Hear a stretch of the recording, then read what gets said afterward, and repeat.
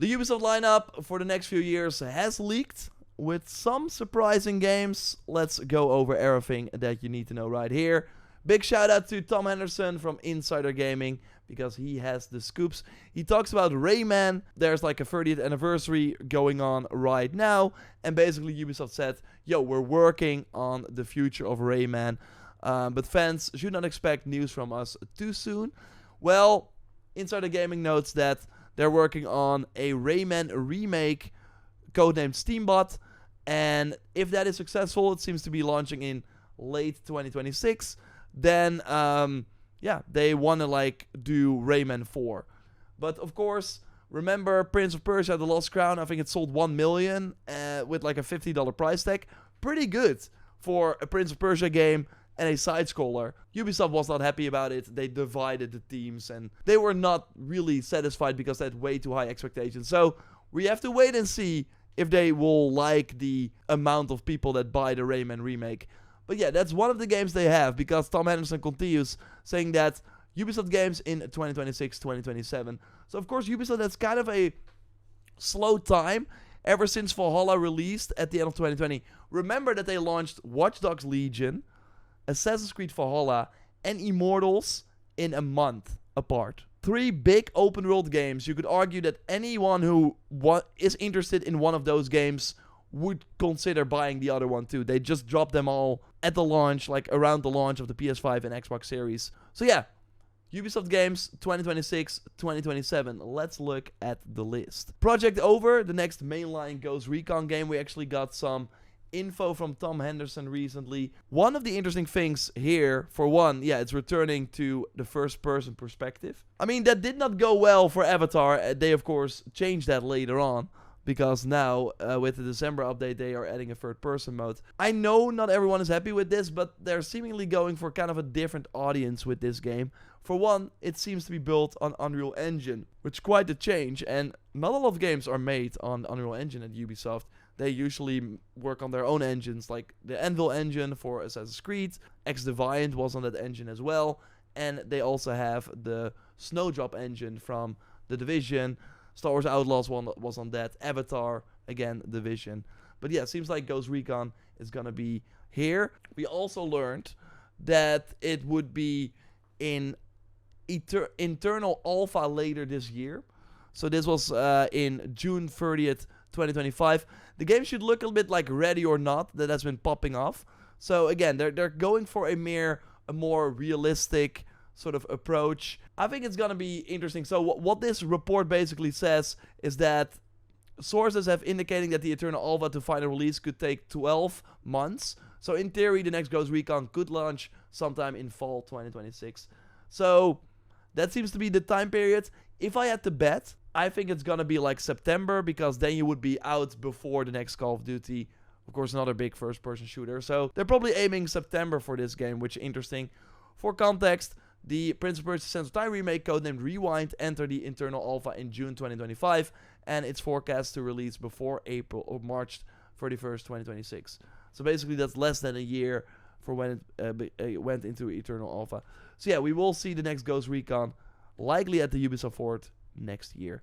Then, of course, the big one, the next mainline Assassin's Creed, Hexe. We had some early details here from Tom Henderson as well. Hexe is understood to be more a linear experience compared to the predecessors, with some elements of open-world exploration, somewhat akin to some of the earlier Assassin's Creed games. So basically, you have all your linear open-world missions, but that, or like your linear missions in the open-world games, but kind of a smaller space. It could also be kind of like the Tomb Raider games. They also had these very linear set piece moments, and then you came in a more you got into a more open zone area. God of War is kind of similar as well, where of course you had your linear play through the level, and then afterwards, if you wanted, you could explore more from the realm, and that also had multiple paths that you could go to.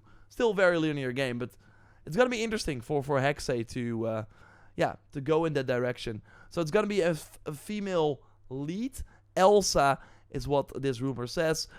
Being hunted by 16th century German soldiers that should look like this. So again, these are very early details from April 2024. Lots of change. We of course noticed the Valhalla team working on it. I'm gonna say fall 2026, so November. is probably when they will launch this game, because you want to have those Assassin's Creed games in November. I think that makes the most sense, even though Shadows, of course, got delayed. I don't think Ubisoft wants to do that again. This game has been in development then when it comes out for 5 years. That's the longest we've ever had for an Assassin's Creed game, with Shadows being 4 years and 4 months, if you count the delay, of course, as well. So I have high hopes. I mean, I'm ready for something new. I really am curious if they're able to deliver on that. Then we also have the Splinter Cell remake. Not a lot to talk about. Yeah, that's the Far Cry 6 team. After Far Cry 6 in 2021, they started working on this. Should also be out next year. Then, I think the big one, the next Far Cry, because that's been kind of quiet, of course, regarding Far Cry. And yeah, we know about this rumor. Again, this also from some time ago, December 2024. But the big thing is, of course, that Blackbeard will now see the players rescue the family, not played by Cillian Murphy. That was, of course, a rumor that went around, who have been kidnapped by a conspiracy cult, who have been performing hallucinogenic experiments on animals and children. It's said that the player has 24 real-life hours, 72 hours in-game to rescue their family, and the timer is reflected in-game by the player wearing a watch on the wrist. And what I find interesting is that if you look here at Blood of the Dawnwalker, this is the new game from ex-Witcher developers, and you see in the top right corner of the screen, rescue your family, 22 days left. So this game, of course, totally like being developed alongside each other. They both had the same idea of having a sort of timer where, yeah, you do things in the world, but hey, you gotta at one point go and rescue your family. The system, how this works here, is more like a Persona though, and I think that would, to be fair, be also better maybe for Far Cry. So basically, if you just explore the open world, do things and grind, maybe fight some enemies, the time does not move forward. While, according to the rumor, in Far Cry, you have 24 real-life hours. So, if you spend 5 hours fishing, not a smart idea. And that would be kind of weird for a Far Cry game, right? You want to chill out. You want to just kind of take it at your own pace. This game, though, and we are not seeing it here, but you basically have... So, a day basically has 1, 2, like 8 sort of like bars. And some quest objectives that you do move those bars forward. So you can just spend a lot of time in the world, relax, the time will not move forward. The moment you do side missions or missions, the time will move forward. So I think that is a very clever system. So then you basically know and you kind of have control over when the time moves forward. So, again, I think this game is looking very, very interesting, and I hope they deliver on that. But yeah, back to Ubisoft and to Far Cry. I think it's cool that they're trying something different, but I would also argue that maybe this is a bit too much. But I also think that we will just have to wait and see how they handle it and what their theory is on this. But at least having multiple endings, maybe choosing, like, actually, right now in a Far Cry game, you of course you leave the tutorial island and then you can go wherever you want, but it doesn't matter what order you do.